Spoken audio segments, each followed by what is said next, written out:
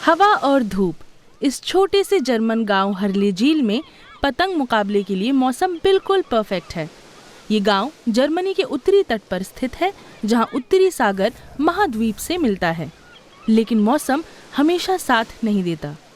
ये इलाका सी लेवल के बराबर है, जिस वजह से यहाँ बाढ़ और तूफान का खतरा बना रहता है और सी लेवल बढ़ रहा है।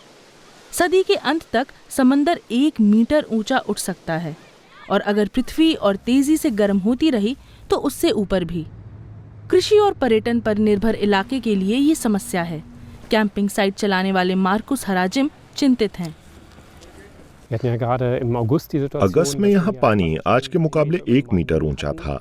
सारा इलाका पानी में डूब गया। हमें कैंपरों से साइट खाली करानी पड़ी क्योंकि उनके उपकरण खराब हो जाते, जान का जोखिम भी था।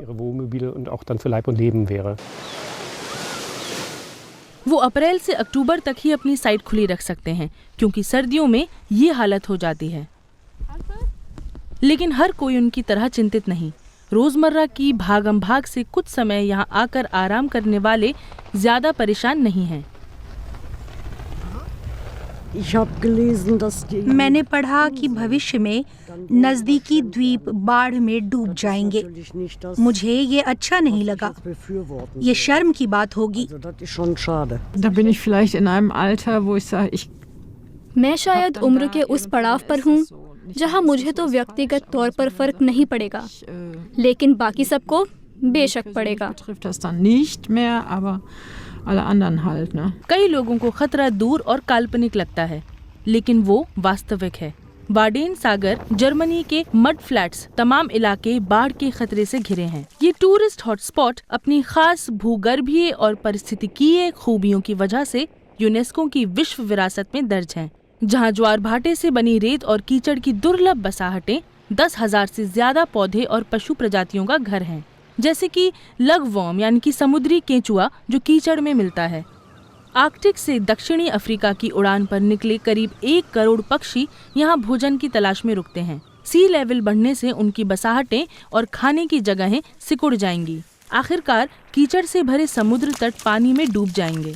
खतरा सिर्फ यही नहीं, समंदर का खारा पानी आगे और रिश्ता हुआ खेती की जमीनों को जहरीला बना सकता है, जिससे जर्मनी के नंबर 1 कहे जाने वाले कृषि उत्पादक क्षेत्र में फसल उगाना असंभव हो जाएगा।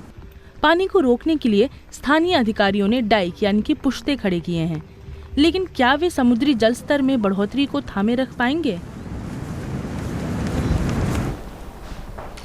हैम्बर्ग में हाफिन सिटी यूनिवर्सिटी के शोधकर्ताओं ने हालात समझने को एक डिजिटल नक्शा बनाया।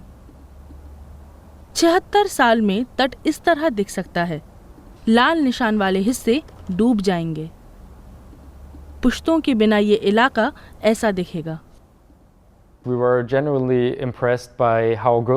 हम इस बात से प्रभावित थे कि 76 साल तक पुश्ते कितना बढ़िया काम कर रहे होंगे और पुश्तों के बगैर इलाके की हालत क्या होती है वो देखना भी शॉकिंग था। काउंसिल्स सुनिश्चित कर रही हैं कि पुश्ते टिके रहें, जैसे कि यहाँ हार्ले झील में। हर 10 साल में एडा हेल्ड अपनी टीम के साथ ये हिसाब लगाती हैं कि 100 साल में संभावित समुद्री जल स्तर के लिहाज से उन्हें कितना ऊंचा होना चाहिए। इसे ऊंचा करना होगा। इस पुश्ते को बढ़ाकर बेशक हम समूचे इलाके को बचा रहे हैं, क्योंकि अगर ये बहुत छोटा रहा या कहीं से टूट गया तो न सिर्फ ठीक पीछे के गांव प्रभावित होंगे, बल्कि पूर्वी फ्रिशिया का समूचा इलाका पानी में घिर जाएगा।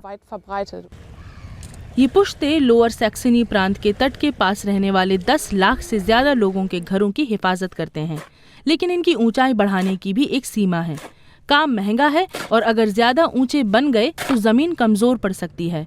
वैज्ञानिक कहते हैं कि भविष्य में इन तटीय इलाकों में रहना मुश्किल हो सकता है, लेकिन यहाँ लोग सदी के अंत तक सुरक्षित ही रहेंगे। समंदर को सम्मान से देखने वाले कैंपसाइट मैनेजर हराजिम उसकी असाधारण ताकत के गवाह रहे हैं। यहाँ रहने वाले हम लोगों के मन में समुद्र के प्रति गहरा सम्मान है, क्योंकि हम जानते हैं कि वो ऊंचा उठेगा। सभी भविष्यवाणियां यही कहती हैं। हमें उसका डर नहीं, हम उसकी इज्जत करते हैं।